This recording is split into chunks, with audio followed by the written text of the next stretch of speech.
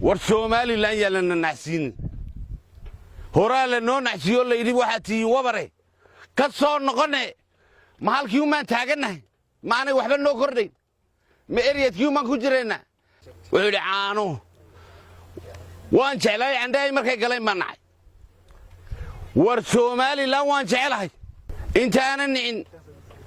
وعن لاهي والعدالة دي هالشقص odayaasha iyo waxgaradka kala duwan ee mid ka mid ah beelaha dega gobolka Awdal oo maanta shir jiraayid ku qabtay halkani oo ah goob mudooyinkii ugu dambeysayba uu muran ka tagnaa kaasi oo ay odayaashani ay saaka halkani ku qabteen shirka jiraayid ay ku sheegeen in goobtani ayagu leeyihiin isla markaasina siifa sharci darra loogu damcay oo looga qaadanayo waa sida ay hadalka u dhigeen waxana baaq cod dheer iyo mid gaaban ba ay u direen xukuumadda Somaliland gaar ahaan wasiirka arrimaha gudaha Somaliland gudoomiyaha maxkamadda sare maamulka heer gobol iyo heer degmo mas'uuliyiinta maxkamadda ee gobolka iyo degmada iyo cid kasta oo ay arintani ay khusayso waxaan qaadan weynay sanadadan ba uu haystay islaantii waxay jirtay lama arag to hore tadamba ka dambeyn tadambun ba ka xumaanaysa war Somaliland cid bana nacsiinaysa ciidana nacsiinaysa hal la weydiiyo waxay nagu haysato fulin gobolka waxa ka socota reer Axmed ku fulaysa aan cid kale ku fulayn ba ka socota deer baa la naga dhexlistay xoog baa lagu dhiso booliis baa dhisay jagadaydii xorta ahayd uu madaxweyne ku xigeenaya wasiir iyo cid walba wasiirka arrimaha gudaha saxaxay xoog waa imka lagu haystaa war fulinta warqadda la soo qaadanayay mareer Axmed bay khusaysaa maanay ummadda Samaroonka magaalada Degjin war hebelow ka qaldantay ka joog loodhanay gobolka Awdal waxaan leeyahay war waxa socdaa cid buu ku socdaay maamul hadaatihiin iyo hadaad gudi nabadgeliyatiinba waxa socdaa cid buu ku socdaa dib isku noqdo hadaad isku noqon weydaan waxaan ahaan jirnay baan noqonaynaa wuxuu caano waan jeclay anday markay galay manacay war Somaliland waan jeclahay laakiin cida gobolka mas'uulkay markay hadlaysay leedahay waaranka baan jaray iyo xukunka baan jaray iyadoo meeshii garanaysa ugu tala galayso war waan nacayada Somaliland inta aanan nicin waxaan leeyahay war cadaaladii ha shaqayso labada beerood isku badhawa wadada qadiimiga Gadabuurso dhani beeraha ku wada leeyahay xadkaaba u dhaxaysa wixii koonfuralka aan jooga ka xiga waa beer ilma Axmed Nijaar bale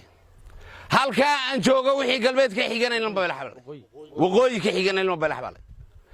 Gadabuursi weydiiyo oo haday sidaa tahay waxay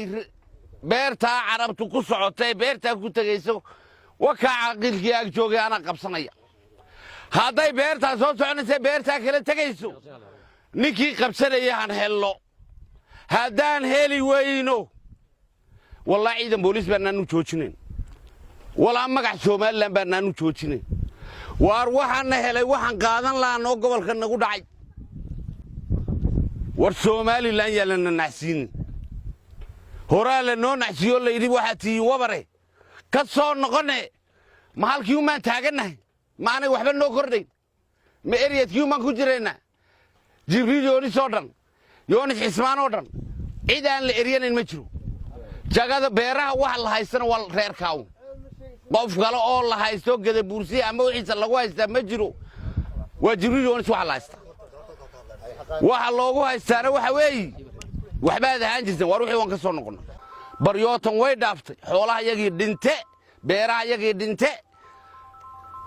maxaa reer Axmed beer loogu haysta war reer Axmed meeshu deganaa dad baa la deganaa marxaatiga ku furaya haduu qaldan yahay ku imika yimid haduu marxaatiya marag bay isku buuxsado war yaali mayno war waxa ragu isku dilay sarma dhibi ba laga qaada sarma badan dhibi laga qaada ragna ciil cadaab buu ka galaa maanta ciilkii cadaabta laga galaya taaganaano arrin shaqaaqa ah oo maalmahan oo dhan ka taagnayd beeraha galbeedka ka xiga magaalada Buurama bariyahan oo dhan shaqadadaas way socotay meeshaas waxa weeyaan laba beerood oo isku xiga beer waxa leh carabtii reer Boorama ka hadhay waa beerta la yiraahdo beertii ilma Axmed Nijaar beerta kalena waxa leh ilma Balayaxnimo la yiraahdo oo Samaroona labada beerood made ayaa ka dhaxeeya wada weyn oo baabuurtu mari kartaa u dhaxaysa markii beeraha la qaybinayay ee dhaxaladooda la qaybinayay ama naqshadahooda la sameynayay waxa labadaba loo yeedhay dadka deegaanka beer walba waxa la soogay xuduudaheegii ay beerta kale la lahayd waxa muuqda labada beerood waxaad moodaa sidii laba sakadood oo magaalo ah oo iska soo horjeedo oo kale midina mid kuma qaldami karayso waxa dhacday beerta reer Axmed Nijaar in qolo dhaxal ka doonaysay beerta reer Balayax maxkamad intay tageen ay xukun iska soo qaateen fulinna waliba dawladdu ay u soo samaysay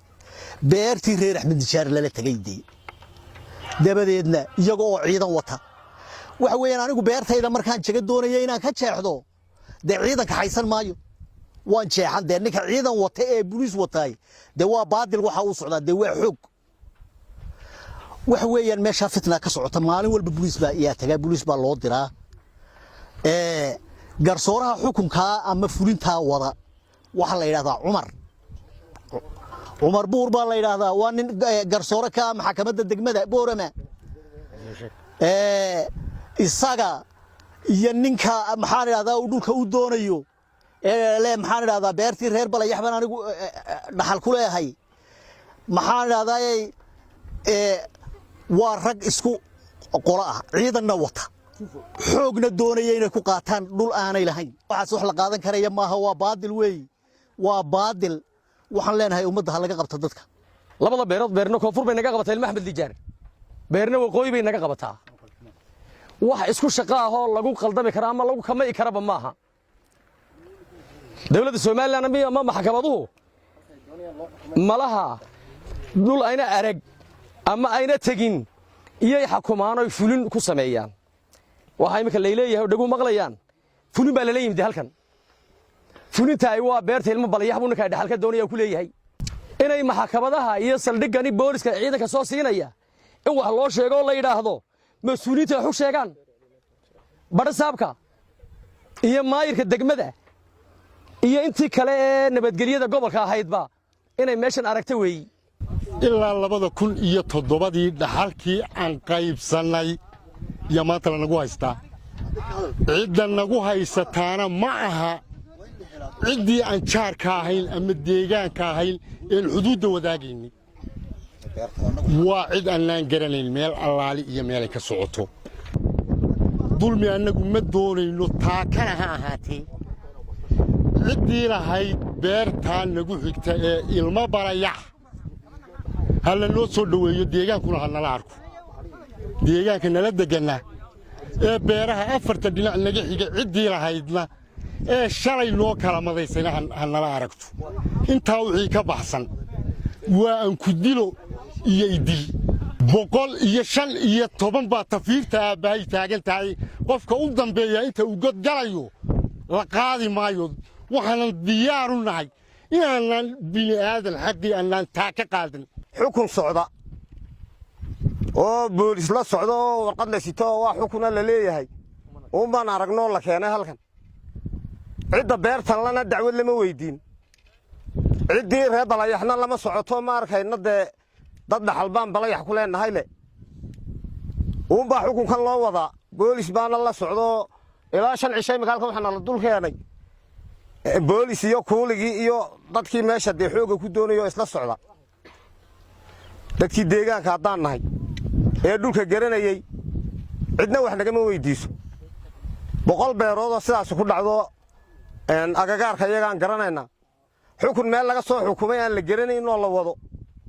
baa mar walba ku soo dhacaya dhulkan Axmed Muuse Sheekh Xasan Axmed Buri magaalada Boorama ee xarunta gobolka Awdal